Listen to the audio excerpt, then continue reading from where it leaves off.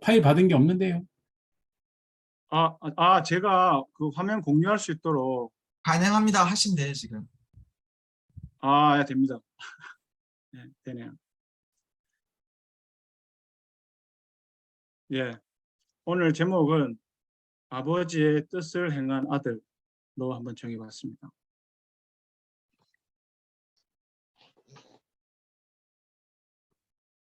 예, 포인트는 세 가지입니다. 첫 번째는 너는 나 외에 다른 신을 섬기지 말아라. 그리고 두 번째는 종의 마음으로, 세 번째는 뉘우치고입니다. 창세기 11장 31절에서 32절 그리고 15장 7절을 우리 부산교회에서 목소리가 제일 좋으신 안창주 형님께서 읽어주시면 감사하겠습니다. 예, 창세기 11장 31절, 32절, 15장 7절입니다. 데라는 아들 아브람과 하란에게서 난 손자 롯과 아들 아브람의 아내인 며느리 사레를 데리고 가나안 땅으로 오려고 바빌로니아의 우르를 떠나서 하란에 이르렀다. 그는 거기에다가 자리를 잡고 살았다. 데라는 205년을 살다가 하란에서 죽었다. 하나님이 아브람에게 말씀하셨다. 나는 주다. 너에게 이 땅을 주어서 너의 소유가 되게 하려고 너를 바빌로니아의 우르에서 이끌어내었다. 네, 형님 고맙습니다. 예. 여기서 보면 실제로 하란에서 아브라함이 나올 때 아브라함은 그 아버지인 데라를 따라 나온 것으로 표현이 되어 있습니다. 하지만 그 15장 7절에는 하나님께서 내가 너를 이끌어내었다고 말씀하시고 있는데요.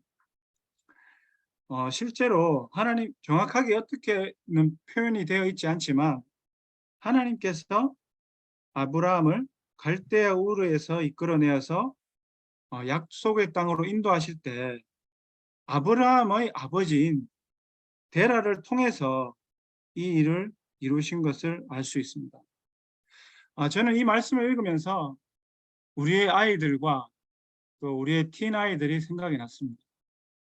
우리 아이들이 가끔 교회나 교회 모임에 가기 싫어하는 마음이 극에 달했을 때 우리 집에는 종교의 자유가 없다 이런 얘기를 합니다.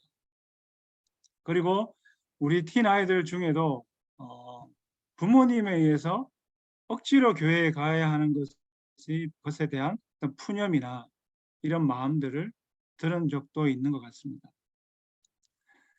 물론 부모가 아이들을 교회로 인도하고 하나님께로 인도할 때 아이들이 화내지 않도록 또 지혜롭게 하는 것이 아주 중요한 일이면은 틀림없지만 우리 아이들을 하나님께로 인도하는 역할에서 가장 중요한 부분은 또한 하나님께서 하시는 일이겠지만 그래도 부모인 우리가 충분히 역할을 하는 것이 하나님의 놀라운 계획 중에 일부임에는 분명한 것 같습니다. 첫 번째 포인트로 너는 나 외에는 다른 신을 섬기지 말아라 입니다. 창세기 22장 1절에서 2절과 6절에서 12절을 우리 최기철 형제가 좀 읽어주시면 감사하겠습니다. 네, 제가 읽겠습니다. 이런 일이 있은 지 얼마 뒤에 하나님이 아브라함을 시험해 보시려고 그를 부르셨다. 아브라함아 하고 부르시니 아브라함은 예 여기에 있습니다 하고 대답하였다. 하나님이 말씀하셨다. 너의 아들 네가 사랑하는 외아들 이삭을 데리고 모리아 땅으로 가거라. 내가 너에게 일러주는 산에서 그를 번제물로 바쳐라. 아브라함은 번제에 쓸 장작을 아들 이삭에게 지우고 자신은 불과 칼을 챙긴 다음에 두 사람은 함께 걸었다. 이삭이 그의 아버지 아브라함에 말하였다. 그가 아버지 하고 부르자 아브라함이 얘야 왜 그러느냐 하고 대답하였다. 이삭이 물었다. 불과 장작은 여기에 있습니다마는 번제로 바칠 어린 양은 어디에 있습니까?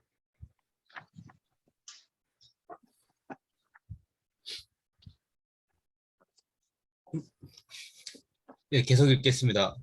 아브라함이 대답하였다. 얘야, 번제로 바칠 어린 양은 하나님이 손수 마련하여 주실 것이다. 두 사람이 함께 걸었다. 그들이 하나님이 말씀하신 그곳에 이르러서 아브라함은 거기에 제단을 쌓고 제단 위에 장작을 벌려놓았다. 그런 다음에 제 자식 이삭을 묶어서 제단 장작 위에 올려놓았다. 그는 손에 칼을 들고서 아들을 잡으려고 하였다. 그때 주님의 천사가 하늘에서 아브라함아 아브라함아 하고 그를 불렀다. 아브라함이 대답하였다. 예, 여기 있습니다. 천사가 말하였다. 그 아이에게 손을 대지 말아라. 그 아이에게 아무 일도 하지 말아라. 네가 나의 아들, 너희 외아들까지도 나에게 아끼지 아니하니 내가 하나님 두려워하는 줄을 내가 이제 알았다. 네, 고맙습니다.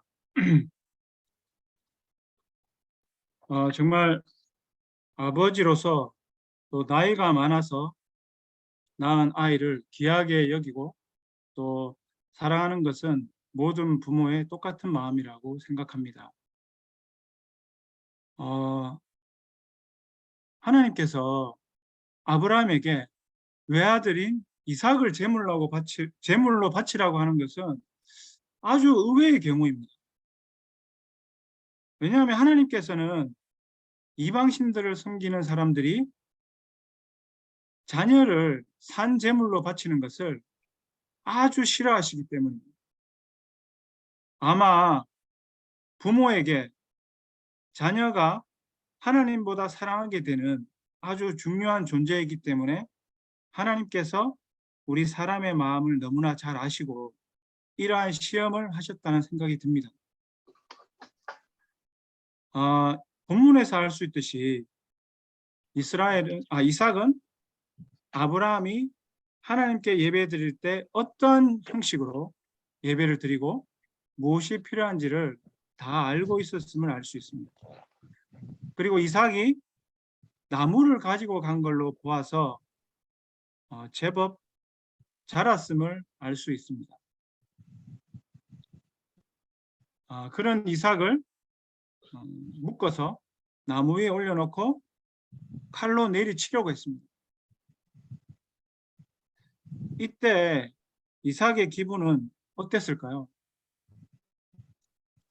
우리가 요즘 흔히 어려서 충격적인 어떤 경험을 하면 외상후 스트레스 장애, 트라우마라고 하죠. 에 시달리는 걸로 알고 있는데 아마 이삭에게도 이 사건은 정말이지 충격적인 사건이었을 것입니다. 하나님께서는 왜 이런 시험을 하셨을까요? 외아들까지 아끼지 않는 마음, 하나님을 두려워하는 마음이 우리에게 필요하다고 마지막에 말씀하십니다. 하나님께서는 우리의 마음이 어디 있는지, 우리의 우상이 무엇인지 너무나 잘 알고 있습니다.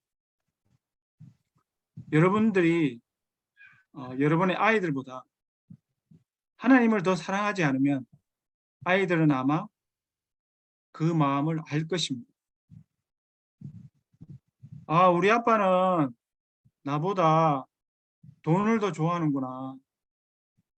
그래서 돈이 아까워서 학원에 보내주지 않는구나. 우리 아이도 이런 얘기를 하는 거 보면 이렇게 생각할 때가 있는 것 같습니다. 우리가 하나님을 가장 사랑하지 않고 하나님보다 더 사랑하는 우상이 있다면 우리의 아이들은 아마 우리의 마음을 알 것입니다. 아빠는 하나님보다 회사를 더 사랑하는구나. 교회를 더 사랑하는구나. 일을 더 사랑하는구나. 운동을 더 사랑하는구나. 아니면 사람들의 평판을 사랑하는구나. 그리고 이 마음은 아빠는 나보다 회사를, 교회를, 일을, 운동을, 돈을 더 사랑하는구나 하고 느끼게 될 것입니다. 계속해서 신명기 6장 4절에서 7절을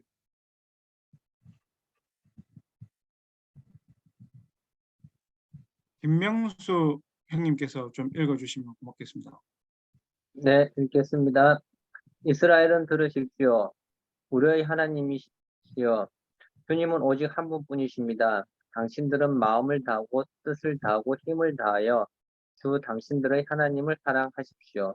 내가 오늘 당신들에게 명하는 이 말씀을 마음에 새기고 자녀에게 부지런히 가르치며 집에 앉아 있을 때나 길을 갈 때나 누워 있을 때나 일어나 있을 때나 언제든지 가르치십시오. 네, 형님 고맙습니다.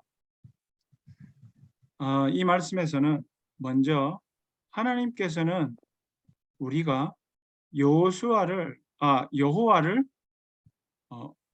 억수로 사랑해야 한다고 하시고, 또 바로 다음에 우리 자녀들에게 하나님의 말씀을 억수로 많이 전해야 한다고 말씀하십니다. 하나님을 그냥 좀 많이 사랑하면 돼 라고 하시지 않고 제정신이 아닐 정도로 사랑하라고 하십니다. 마찬가지로 하나님이 명령하신 벽과 규정을 잘 전해주세요 라고만 말씀하신 게 아니라 부지런히 가르치라고 하십니다. 집에 있을 때나 길을 갈 때나 잠자리에 들 때나 아침에 일어날 때나 항상 이야기하라고 하십니다. 이 표현이 심하다고 생각될 정도로 느껴지시지 않나요? 아이들이 커가면서 아이들과의 관계에서 교회에 가거나 교회 행사에 참여하는 부분에 있어서 아이들과 부딪힐 때가 있습니다. 아이들은 저에게 아빠는 너무 꽉 막혀서, 그리고 너무 사이비 같아서 우리에게 강요한다고 이야기했습니다. 사이비라고 한 이유를 물어보니 아이들 모두 하나같이 아빠가 너무 심한 기준으로 이야기하는 것 같다고 이야기했습니다. 큰아이와는 특별히 여러 가지 일들에 대해서 이야기하다가 제가 이 말씀을 보여준 적이 있습니다. 그 이후에 아이가 저의 마음에 대해서 조금은 이해하는 것 같았습니다. 오히려 제가 조금이라도 신경을 쓰지 않으면 이 말씀의 기준으로 아이들을 가르치지 않을 때가 오히려 훨씬 더 많은 것 같습니다. 우리가 하나님을 가장 사랑할 때 우리의 아이들을 제대로 사랑할 수 있어서 이 두 가지 말씀이 함께 연결되어 있는 것 같습니다.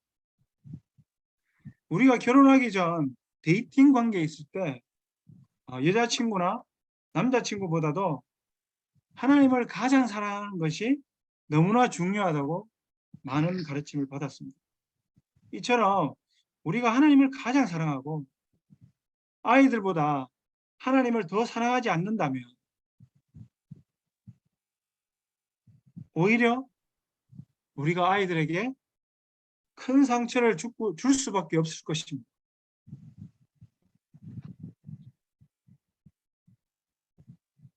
정말 이삭은 아버지께서 하나님을 온 마음으로 사랑하는 것을 알았기 때문에 오히려 정신적인 충격을 받은 것이 아니라 오히려 안정감을 얻고 이삭 또한 하나님을 가장 사랑할 수 있는 그런 믿음의 조상의 한 명이 되었다는 생각이 듭니다. 두 번째는 종의 마음으로입니다. 누가복음 17장 5절에서 10절을 우리 박철민 형제가 읽어주실 수 있나요?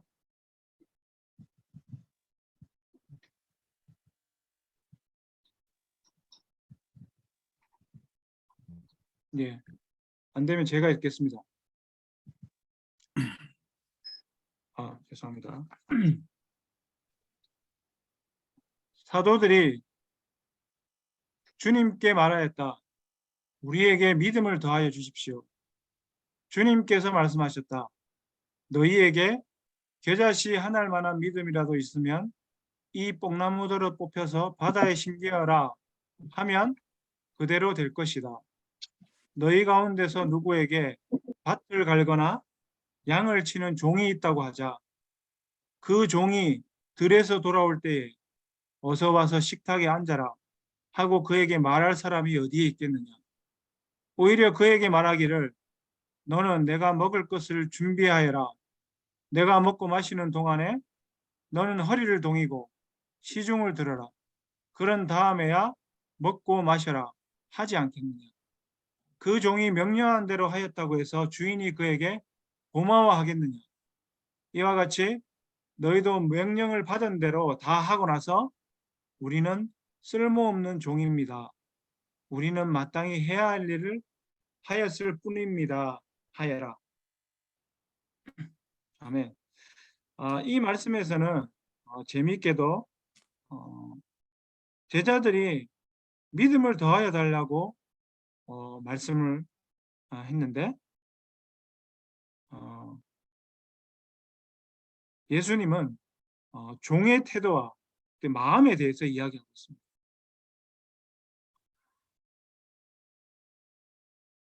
그 아브라함이 이삭을 죽이기까지 순종할 수 있었던 것은 히브리서에 나와 있는 것처럼 하나님이 이삭을 다시 살리실 수 있다고 믿었기 때문에 하나님 말씀에 100% 순종할 수 있었던 것이기 때문인 것 같습니다.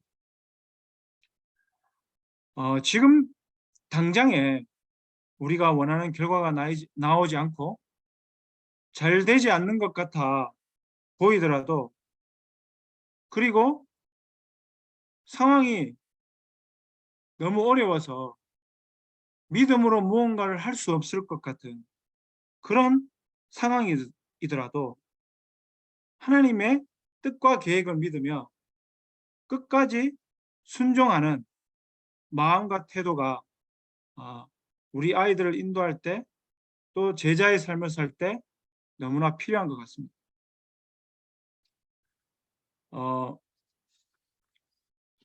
작년 말쯤에 팀 멘토 선생님들과 이야기를 하면서 우리가 이제 팀 큐티 모임을 어느 정도 많이 했고 하기 때문에 이제 그만해도 되겠다 하는 그렇게 생각하고 제가 마음을 나누었습니다. 하지만 우리 선생님들의 마음은 저와는 달랐습니다. 선생님들은 우리 친구들의 얘기를 좀 더 들어본 후에 팀 아이들 중에 큐티 모임을 하고 싶어하는 그런 아이가 한 명이라도 있었기 때문에 계속적으로 팀 큐티 모임을 하는 게 좋겠다. 저는 이 큐티 모임을 인도하는 것에서 빠지더라도 우리 팀 선생님들이 돌아가면서 토요일 매주 9시 30분에 팀 큐티 모임을 하겠다. 이렇게 결정을 했습니다. 정말 팀 아이들 중에 한 명이라도 큐티 모임을 하고 싶어하는 아이가 있으면 기꺼이 이 모임을 진행하고 있는 우리 팀 멘토 선생님들께 감사의 마음을 전하고 싶습니다. 정말 이 말씀에 나와 있는 종의 마음으로 아이들을 섬기는 것이 무엇인지 우리 선생님들을 통해서 저 또한 알게 되는 것 같습니다. 또한 최근에 우리가 팀 캠프가 결정이 되었습니다. 오는 8월 달에 4년 만에 전체 교회 팀 캠프를 준비하고 있습니다. 그리고 우리 부산교회 팀들 중에서 학교가 빨리 개학되는 친구 한 명만 제외하고 모두 13명이 참여를 하게 되었습니다. 우리 팀 부모님들의 아이들을 향한 간절한 마음이 느껴지는 것 같습니다. 참여하는 모든 아이들이 이 팀 캠프를 통해서 특별한 시간을 보내고 또 특별한 추억을 만들고 그리고 하나님을 개인적으로 만나고 올 수 있도록 기도해 주시기 바랍니다. 그리고 세 번째 포인트, 뉘우치고입니다.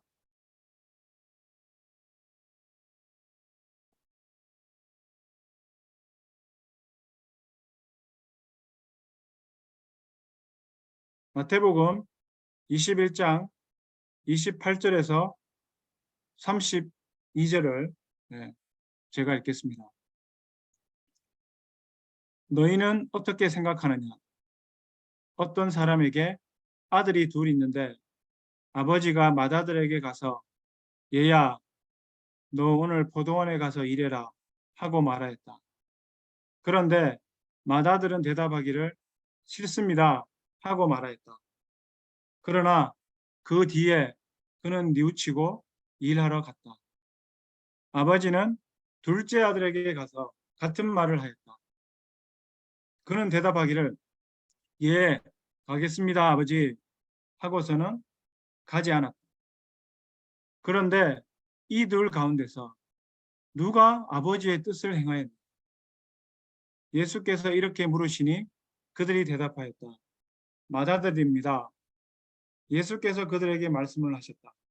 내가 진정으로 너에게 말한다. 세리와 창녀들이 오히려 너희보다 먼저 하나님의 나라에 들어간다. 요한이 너희에게 와서 옳은 길을 보여주었으나 너희는 그를 믿지 않았다.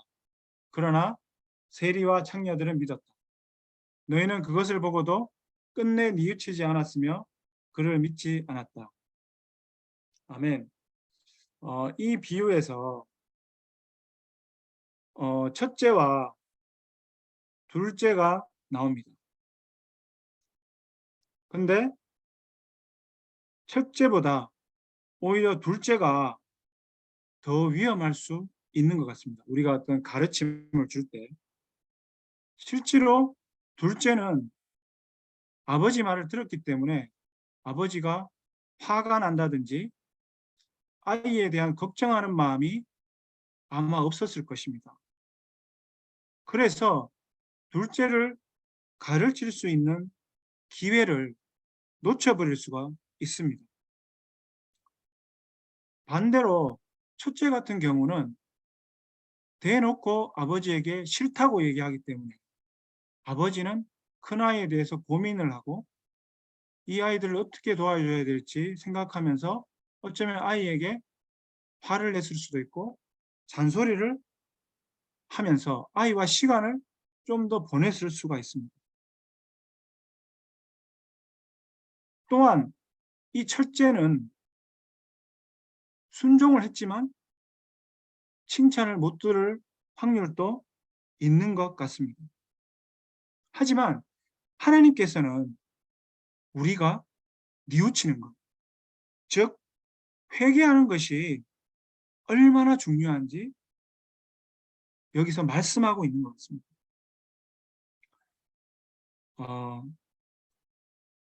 우리 아이들이 아빠 교회 안 가면 안 돼요? 아빠 싫어요. 우리 아이들에게 이 말이 너무 입에 붙어 있는 것 같다는 생각을 많이 듭니다. 입만 열면은 아이들은 도발하는 그런 말을 정말 많이 하는 것 같습니다. 그래서 예민한 저로서는 그냥 농담으로 아주 기분이 좋으면 그냥 농담으로 가끔씩 넘기지만 그러지 못할 때는 정말 속에서 확 하고 폭발하고 너무 올라오는 그런 마음을 가지게 됩니다. 그렇게 되면 저는 아주 진지하게 그리고 아주 집요하게 계속적으로 그 아이를 공격하고 심하게 대할 때가 많이 있습니다. 한 번은 어떤 다른 문제 때문이었어요. 아이와 얘기를 하다가 아이가 농담으로 했는지 모르겠는데 제가 갑자기 화가 탁 났어요. 그래서 화가 아주 나서 언성을 높이면서 넌 도대체 요즘 하는 게 왜 그러냐? 왜 요즘 항상 그렇게 부정적이고 교회도 잘 안 가고 도대체 하는 것마다 제대로 하는 게 없고 왜 그러냐 이렇게 막 하면서 있는 거 없는 거 다 막 꺼내가지고 저희 화를 표출하고 얘기를 했습니다. 근데 아이가 이야기를 마지막으로 이야기하는데 아빠 제가 그래도 모임 안 간 게 뭐가 있어요. 실제로 안 간 적 없이 다 갔어요. 이렇게 얘기를 하는 겁니다. 근데 그 얘기를 듣고 보니까 아 진짜 애가 막 안 간다고는 계속 얘기를 했지만 다 갔더라고요. 그래서 아 좀 말을 잘못했구나 싶어서 저는 뭔가 찝찝했지만 뭔가 화가 아직 덜 풀리고 뭔가 찝찝했지만 그래도 간단하게 사과를 하고 적당히 제 선에서 어느 정도 마무리를 하고 정리를 했습니다. 물론 약간 껄끄러운 마음 그리고 뭔가 좀 정리되지 않은 그런 마음이 좀 남아 있었던 것 같습니다. 근데 그 다음날 애를 만났는데 애가 그 마음을 아는지 저를 보고는 아빠는 왜 자꾸 저만 보면 엇가요 이렇게 하는 겁니다. 혹시 여러분들 엇가는 게 뭔지 아십니까? 엇가다. 억지로 까는 거예요. 억지로. 아 역시 잘 아시네. 정답. 예. 예, 억지로 까는 겁니다. 그래서 다시 한번 앉아서 어, 진지하게 예, 사과를 했습니다. 그래 그러고 보니까 대부분은 네가 마음을 바꾸고 다 갔구나. 그래 마음을 바꾸고 가는 것도 정말 놀라운 건데 아빠가 잘 몰랐구나. 그리고 어제는 아빠가 정말 많이 감정적이었던 것 같다. 정말 미안하다. 정말 너는 아빠에게 참 놀라운 세리 같은 아들이구나. 고맙다. 네, 이렇게 얘기를 했습니다. 저도 아빠로서 아이에게 정말 감정적이고 또 저희 어떤 이런 잘못된 부분에 대해서 분명하게 뉘우치고 사과하는 것이 정말 중요한 것 같습니다. 그리고 아이들도 반항적으로 하더라도 아이들은 우리보다 훨씬 더 쉽게 더 빨리 잘 뉘우치는 것 같습니다. 저는 하루 그 다음 날 마음을 바꿨지만 우리 아이는 이미 제가 잔소리를 심하게 하고 감정적으로 대했을 때 마음을 바꿨던 것 같습니다. 그렇게 마음을 바꿨을 때 그 마음을 다시 한번 물어보고 회개한 것에 대해서 정말 극찬을 해주는 것이 너무나 중요한 것 같습니다. 우리가 부모로서 또 어쩌면 우리가 제자로서 너무나 완벽하게 잘 하려고 할 때 오히려 우리는 지치고 포기해버리게 되어서 이렇게 할 거면 차라리 대화를 안 해야 되겠다. 그래서 아이와의 대화가 단절되고 관계가 파괴될 수가 있는 것입니다. 정말 우리가 아이와 같이 뉘우치고 그 마음을 표현할 때 하나님께서 회개한 세리와 창녀를 더 칭찬하셨듯이 우리 아이들에 대한 놀라운 감사가 넘쳐날 것 같습니다. 예, 이상으로 제가 준비한 말씀을 마치겠습니다. 들어주셔서 감사합니다.